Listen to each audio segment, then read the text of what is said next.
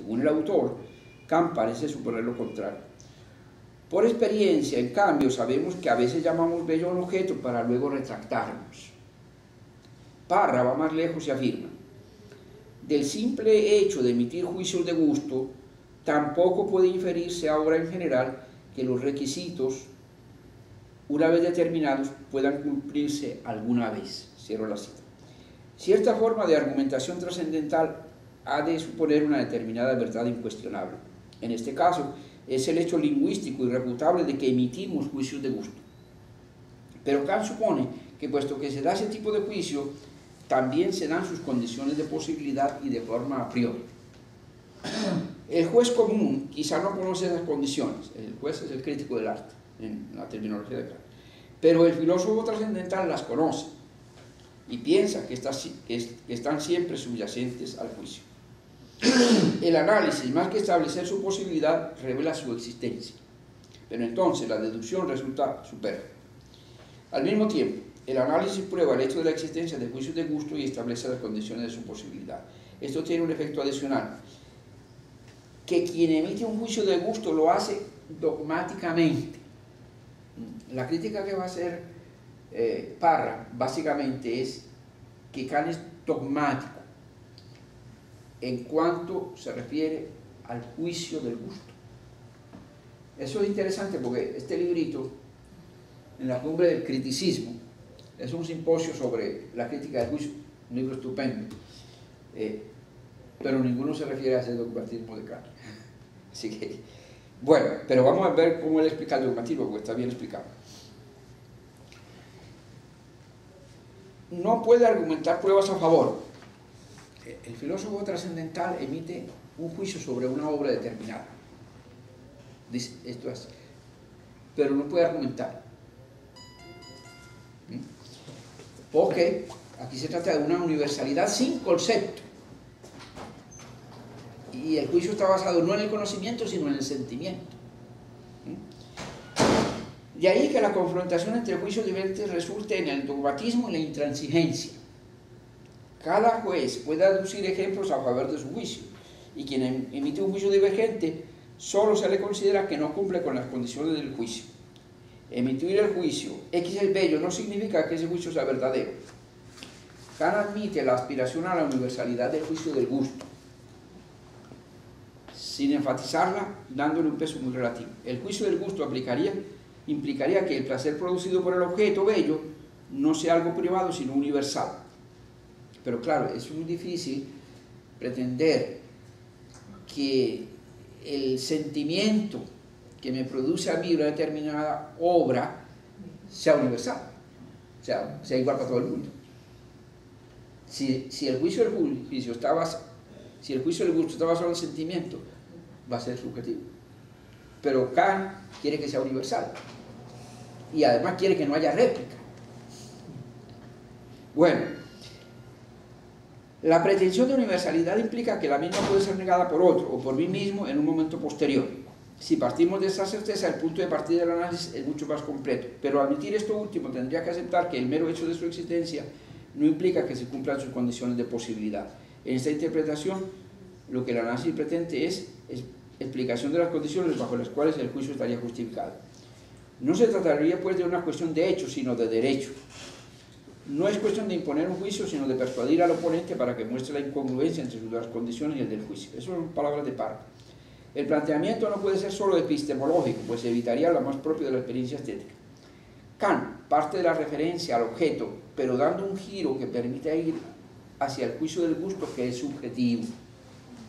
El placer y el sentimiento como tales son subjetivos.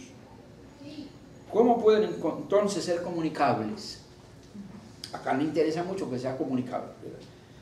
La respuesta de Kant es que la representación del objeto bello pertenece tanto a la imaginación como al entendimiento. El entendimiento colabora en algo ahí. El libre juego entre la imaginación y el entendimiento es la base del placer que el juicio del gusto genera. Cito, el objeto es causa del libre juego. El placer es la forma de conciencia del libre juego y el fundamento del juicio es el libre juego. Cierro la cita. El juicio del gusto no se basa en el concepto, sino en el sentimiento. aunque se trata de un sentimiento universal. Ese es el problema. Este sentimiento se caracteriza porque tiene su raíz en el sentido común. En el sentido común. Aquí hay un punto que es importante. Kant representa el entendimiento como un tronco y la imaginación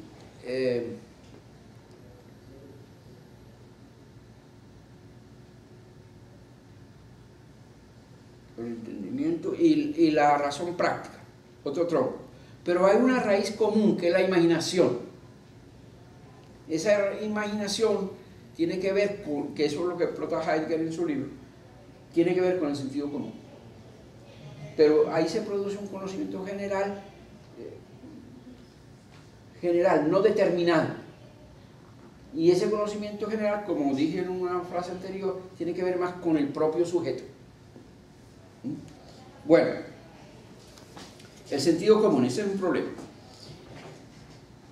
Pues la tesis de Parra es que Kant afirma ese sentido común, lo usa en la analítica y dice que en la dialéctica lo va a demostrar, pero luego en la dialéctica repite lo que dijo en la analítica, es decir, no logra nunca la demostración.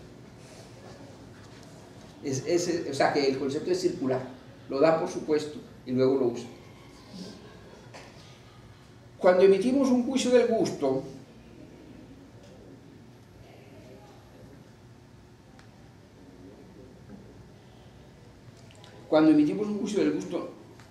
estas son palabras de Kant, no permitimos a otro ser de otra opinión. Ese es el dogmatismo que denuncia Parra.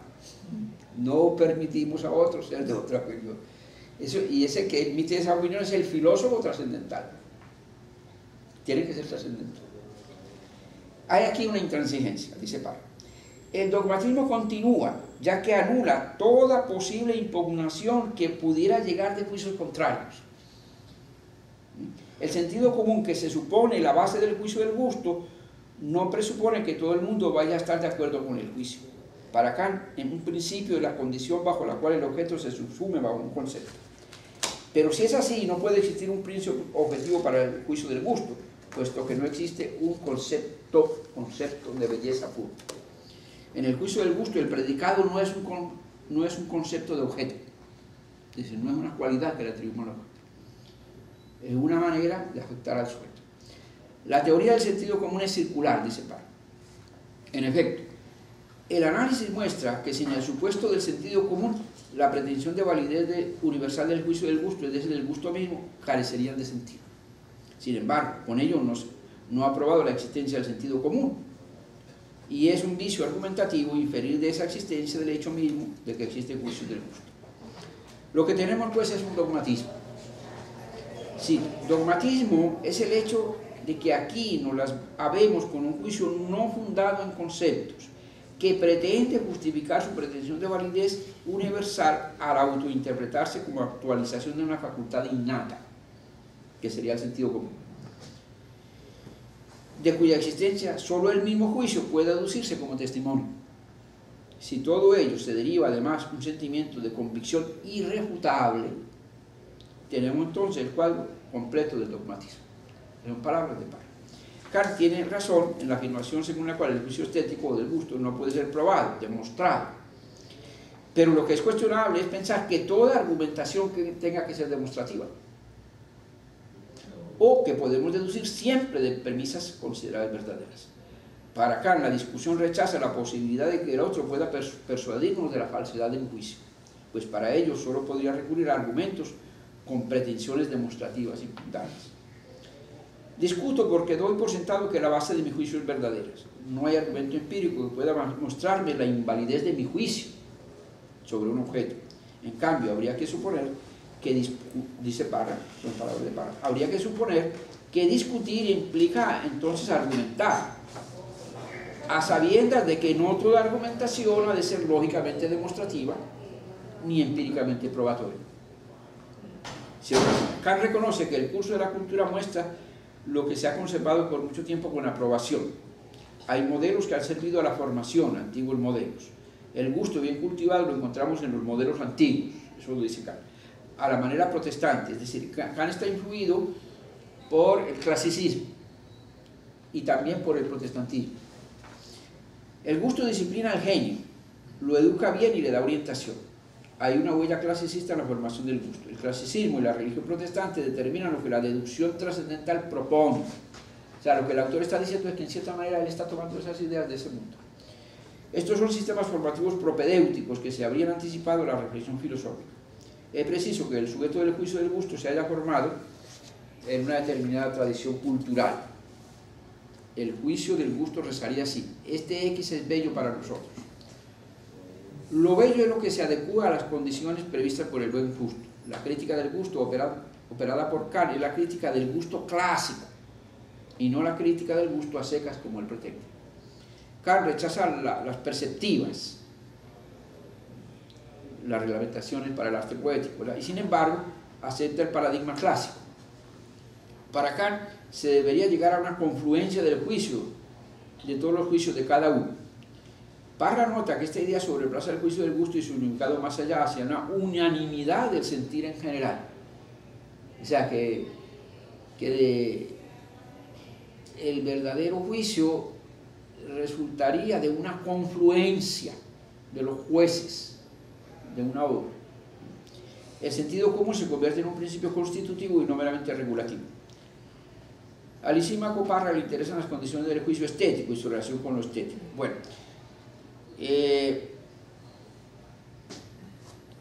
esa es la crítica principal. Parra se apoya en Hume. Hume, en un librito, un ensayito muy bonito sobre el gusto, aduce que podemos argumentar en el arte en forma probable, no en la forma demostrativa, que es propia del entendimiento, ¿verdad? Sino como en todas las cosas humanas. Igual es la frase de Hume, que es la que se apoya el autor y también la otra autora, porque esa es la base desde la cual ellos van a estar criticando acá. Dice Hume: donde surgen dudas, los hombres no pueden hacer más de lo que hacen en otras cuestiones disputables cuando son sometidas al entendimiento. Deben producir los mejores argumentos que su invención sugiera, existencia real y cuestión de hecho, y deben tener indulgencia, que es lo contrario de Kant, con quienes difieren de ellos en su invocación de una norma. O sea que ese sería el punto de apoyo de estos dos filósofos para su crítica a Kant. El conflicto no puede tener una solución final. Esto lo asume tanto Kant como Hume, pero hay diferencias. En una división, es una discusión previa, puede disiparse el disenso, piensa Hume. Discutiendo podemos, quizá, no es que necesariamente vamos a llegar, pero por lo menos pueden iluminarse algunas cosas. Hume además afirma que es preciso ser indulgentes y no caer en la intransigencia de las disputas demostrativas. En cambio, cuando Kant apela a la necesidad del juicio, del gusto, conduce a los contrincantes desde el comienzo mismo de la confrontación a una mutua intransigencia. En palabras del propio Kant, y estas son las palabras de Kant más duras: en todos los juicios a través de los cuales declaramos algo bello, no permitimos a nadie ser de otra opinión. El filósofo trascendental emite un juicio sobre una obra y exige, la palabra de Kant es exige, reclama, son otras palabras, reclama que el otro también esté de acuerdo y que no lo contrario. Bueno, es algo curioso, ¿verdad? Sin embargo, lo curioso es que aparentemente no se había señalado esa crítica acá. Por lo menos lo dice esta otra autora que se basa en él, pero Laura Quintana, y ahí termino porque ya dice esto demasiado largo y complicado, ¿verdad? Bueno, después le puedo regalar el texto para que lo puedan leer con calma. Laura Quintana confirma el análisis crítico de Lisímaco Parra en el sentido del dogmatismo de Kant en los juicios del gusto. Señala además que Parra es el primero, eso lo dice ella, y ambos utilizan una bibliografía extensísima sobre comentarios a la crítica del juicio. ¿Colombiana también? También, sí, de la Universidad de los Andes.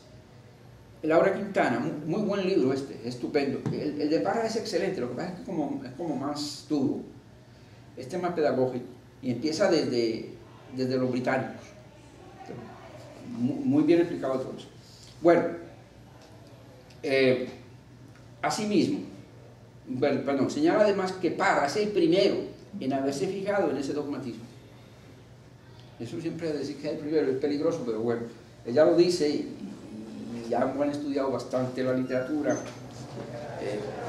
pero, como diría Popper, es una tesis refutable. Asimismo, Quintana defiende, como Lisímaco Parra, la necesidad de una argumentación no demostrativa, pero sí probable, y abunda también sobre ello. Cuando discutimos sobre juicios de valor estético, la discusión queda abierta. Y esta es una tesis de Hume muy interesante. Yo creo que Peirce parece haberse inspirado en él, pongan cuidado. La discusión queda abierta para una comunidad ideal de críticos de arte que permite el diálogo aún en los asuntos más difíciles. Interesante. Además, Quintana encuentra que Kant pudo valerse, y aquí ya entonces le hace tiende un puente hacia acá, ¿verdad? Además, Quintana encuentra que Kant pudo valerse de lo que dice de la creencia y la opinión para dar juicios argumentados sobre otras bases al arte, es decir, no necesariamente demostrativos, sino que en cuestiones de creencia y de opinión argumentamos sin pretender tener toda la razón y sin pretender dar una demostración matemática ni lógica. Pues tanto la opinión como la creencia en el propio Kant buscan persuadir, la retórica. En Hume es muy importante la retórica. Y razonar en bases a premisas probables. También Aristóteles defendía un modo de argumentación probable que él denominó argumento dialéctico. Finalmente, la autora piensa que se puede usar como modo de argumentación razonable en los juicios del gusto lo que Kant denomina el sentido común lógico, pero no entendido de modo constitutivo, sino de modo regulativo. El juicio basado en el sentido común lógico no tiene que exigir unanimidad y puede ser un argumento probable o dialéctico en la terminología aristotélica. Es decir, que Kant pudo basarse en su propia estructura conceptual y no llegar a ese dogmatismo con recursos de su propio sistema. La conclusión es interesante. Que esas conclusiones, como para desarrollar una conferencia larga, porque tienen un elemento medio político. Muchos de los estudiosos de la estética kantiana aquí reseñados defienden lo que Carla Corto denomina urbanidad de la razón. Ya Gadamer había señalado en Verdad y Método que el concepto de gusto en la estética del siglo XVI y XVII tiene un significado social, político y moral innegable. Se trata de esto. Se trataría de una búsqueda de orientación y discernimiento en un mundo donde el individuo comienza a estar desvinculado de la comunidad, que eso es lo que plantean los británicos. Es decir, se ha roto la comunidad medieval y el sujeto está más individualizado. Entonces hay que buscar vínculos, y esos vínculos lo encontraron ellos a través del arte, o por lo menos uno de ellos. Hace falta orientación en el buen trato social, saber desempeñarse en las relaciones sociales, o en lo que Baltasar Gracián, que es el primero que aparentemente, por lo menos lo que dice Gadamer y Quintana, empieza con esta cuestión de la crítica del gusto, en ese giro subjetivo. Saber desempeñarse en las relaciones sociales, es decir, ser urbanos, ser civiles, o en lo que Baltasar Gracián denomina una buena sociedad. El juicio prudente sería parte de ese trato social, que también tiene en el arte un modelo, especialmente en la retórica. Sin embargo, aunque Kant busca eso, ¿verdad?, esa urbanidad, no es la estética kantiana el mejor modelo de esa prudencia o urbanidad de la razón, puesto que al menos en el caso del juicio del gusto no admite réplica y exige a los demás reconocimiento de la validez emitida por el filósofo trascendental. O sea que aunque Kant buscaba esa urbanidad, sin embargo, tal como logró configurar la cosa, no era un buen instrumento. Hegel fue bien sensible a esa finalidad del arte, del cultivo de la humanidad, el arte para nosotros, su comunicabilidad, el que fortalece a los vínculos entre los seres humanos y el sentido de la vida. Bueno, hasta ahí la ponencia, un poquito larga y yo creo que un poquito enredada. Gracias. Pero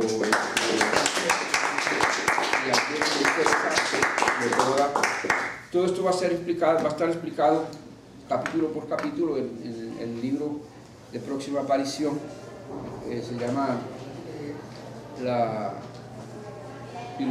estética filosófica en Latinoamérica. Estos autores los trato a cada uno en un capítulo. Así que muchas gracias. Si tienen alguna pregunta, alguna duda. Profesor, estaba pensando que el juicio